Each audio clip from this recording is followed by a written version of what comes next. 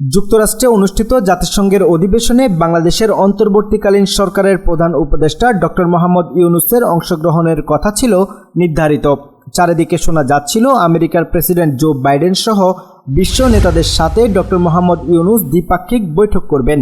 এই বৈঠকগুলো নিয়ে বাংলাদেশের সর্বমহলে বেশ আলোচনা সমালোচনা হচ্ছিল। অবশেষে গতকাল জো বাইডেন জাস্টিন ট্রুডো সহ বিশ্ব নেতাদের সাথে প্রধান উপদেষ্টা বৈঠক করেছেন। এর আগে তাদের সাথে বহুবার বৈঠক করলেও এবারই বাংলাদেশের সরকার প্রধান হিসেবে বৈঠক করলেন। আসুন জেনে নেওয়া যাক বিশ্ব নেতাদের সাথে প্রধান উপদেষ্টা কোন কোন বিষয়ে কথা বলেছেন। প্রফেসর ডক্টর মোহাম্মদ ইউনূস প্রথমে ইতালির প্রধানমন্ত্রী জর্জিয়া মেলোনির সঙ্গে বৈঠক করেন। জাতিসংঘের সদর দপ্তরে নিউ ইয়র্কে এই বৈঠক অনুষ্ঠিত হয়। দীর্ঘদিন ধরেই বাংলাদেশের সাথে ইতালির অভিবাসন চুক্তি নড়বড়ে ছিল। বাংলাদেশ থেকে খুব কম সংখ্যক অভিবাসী নেওয়া হয়েছে, যার ফলে বাংলাদেশ থেকে অসংখ্য বাঙালি অবৈধভাবে ইতালিতে পাড়ি জমিয়েছেন। এর ফলে দেশটিতে অবৈধ বাংলাদেশিদের সংখ্যা বেড়েই চলেছে। ইতালির প্রধানমন্ত্রীর সাথে অভিবাসন ব্যবস্থা নিয়ে আলোচনা করেছেন ডক্টর মোহাম্মদ ইউনূস। আরও বেশি সংখ্যক বাংলাদেশি যেন বৈধভাবে ইতালিতে যাওয়ার ও কাজের সুযোগ পায়, সেই আহ্বান জানিয়েছেন ডক্টর ইউনূস। এরপরেই বহুল আলোচিত প্রত্যাশিত এক বৈঠক অনুষ্ঠিত হয়, যেখানে জো বাইডেনের সঙ্গে বৈঠক করেন ডক্টর মোহাম্মদ ইউনূস। এ সময় বাংলাদেশ সরকারকে পূর্ণ সমর্থনের কথা জানিয়েছেন বাইডেন। বৈঠকে ডক্টর মোহাম্মদ ইউনূস বিগত ফ্যাসিস্ট সরকারের আমলে সব ধরনের নিপীড়নের বিরুদ্ধে শিক্ষার্থীদের সাহসী ভূমিকা ও বাংলাদেশ পূর্ণ গঠনে তাদের গুরুত্বপূর্ণ অবদানের কথা জো বাইডেনকে জানান। এর পরিপ্রেক্ষিতে জো বাইডেন বলেন, ছাত্র জনতা যে সাহসী ভূমিকা দেখিয়েছে, আমি সত্যিই মুগ্ধ। ছাত্ররা যদি দেশকে পরিবর্তন করতে এত কিছু করে, যুক্তরাষ্ট্র সরকারও বাংলাদেশকে সকল বিষয়ে সহায়তা করবে। অধ্যাপক ডক্টর ইউনূস জোর দিয়ে বলেন, দেশ পূর্ণ গঠনে তার সরকারকে অবশ্যই সফল হতে হবে, কেননা জনগণ এখন নতুন এক বাংলাদেশ দেখতে চায়, যেখানে কোনো অপশক্তির চক্রান্ত কাজ করবে না। বাংলাদেশ হবে অসাম্প্রদায়িক এক উন্নত দেশ।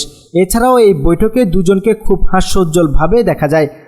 দুজনকে জড়িয়ে ধরার ছবি বাংলাদেশের সামাজিক যোগাযোগ মাধ্যমে বেশ প্রশংসা কুড়াচ্ছে। এরপরে ডক্টর মোহাম্মদ ইউনূস দ্বিপাক্ষিক বৈঠক করেন বর্তমান সময়ে তরুণ আলোচিত কানাডিয়ান প্রধানমন্ত্রী জাস্টিন ট্রুডোর সাথে। এই বৈঠকে বাংলাদেশ কানাডার সম্পর্ককে দৃঢ়করণ এবং বাংলাদেশের তরুণদের সমর্থন করার উপায় নিয়ে আলোচনা হয়। এই বৈঠকের ফাঁকে অধ্যাপক ডক্টর মোহাম্মদ ইউনূস কানাডার প্রধানমন্ত্রীর কাছে বিপ্লবের সময় এবং পরে ছাত্র এবং তরুণদের আঁকা দেয়ালচিত্রের একটি আর্ট বই দ্য আর্ট অফ ট্রায়াম্ফ হস্তান্তর করেন। তবে এই আলোচনার সবচেয়ে গুরুত্বপূর্ণ যে বিষয়টি উঠে এসেছে তা কানাডায় বাংলাদেশিদের উচ্চতর শিক্ষা গ্রহণ। ডক্টর মোহাম্মদ ইউনূস বাংলাদেশি শিক্ষার্থীদের আরও ভিসা দেওয়ার জন্য কানাডার প্রধানমন্ত্রী জাস্টিন ট্রুডোকে বিনীত অনুরোধ করেছেন। এই বিষয় নিয়ে বাংলাদেশের তরুণ শিক্ষার্থীরা অধিক হারে উচ্ছ্বসিত, কেননা কানাডার সরকার প্রতি বছর খুব কম সংখ্যক উচ্চশিক্ষার জন্য সুযোগ দেয়। এই বৈঠকে এ ব্যাপারে আলোচনা হওয়াতে নতুন করে আশার আলো দেখতে শুরু করেছে বাংলাদেশের শিক্ষার্থীরা। এসব দ্বিপাক্ষিক বৈঠক ছাড়াও রোহিঙ্গার সংকট নিয়ে জাতিসংঘ সদর দপ্তরে প্রধান উপদেষ্টা ডক্টর মোহাম্মদ ইউনূসের সঙ্গে উচ্চ পর্যায়ের কর্মকর্তাদের বৈঠক অনুষ্ঠিত হয়েছে, যেখানে তিনি রোহিঙ্গা ইস্যু নিয়ে আলোচনা করেন। ডক্টর মোহাম্মদ ইউনূস বলেন, মায়ানমার থেকে আসা 12 লাখেরও বেশি রোহিঙ্গা অবস্থানের কারণে বাংলাদেশ উল্লেখযোগ্য যেসব চ্যালেঞ্জের মুখোমুখি হয়েছে সেটি তুলে ধরা হয়েছে। ডক্টর মোহাম্মদ ইউনূস উল্লেখ করেন, বাংলাদেশে রোহিঙ্গাদের আশ্রয় দেওয়ার ক্ষেত্রে সহানুভূতি দেখিয়েছে। এই পরিস্থিতির সাথে সামাজিক, অর্থনৈতিক এবং পরিবেশগত সমস্যা এখন চোখে পড়ার মতো। রোহিঙ্গাদের প্রত্যাবাসন চলমান সংকটের একমাত্র টেকসই সমাধান। তবে আরও একটি বৈঠক নিয়ে চারিদিকে সবার ভেতর কৌতূহল আছে, সেটি হলো পাকিস্তানের প্রধানমন্ত্রী শাহবাজ শরীফের সঙ্গে বৈঠক।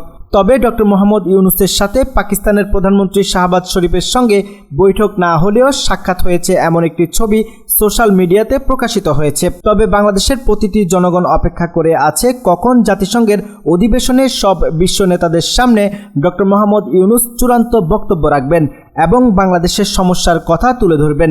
বিশ্বের প্রতিটি দেশের সহযোগিতা কামনা করবেন যাতে নতুন করে স্বনির্ভর বাংলাদেশ গড়া যায়। আগামী 27 সেপ্টেম্বর এই অধিবেশনে বক্তব্য রাখার কথা রয়েছে তার। প্রিয় দর্শক, আজ এখানেই শেষ করছি। সবাই ভালো থাকুন, সুস্থ থাকুন। দেখা হচ্ছে পরবর্তী ভিডিওতে। আল্লাহ হাফেজ।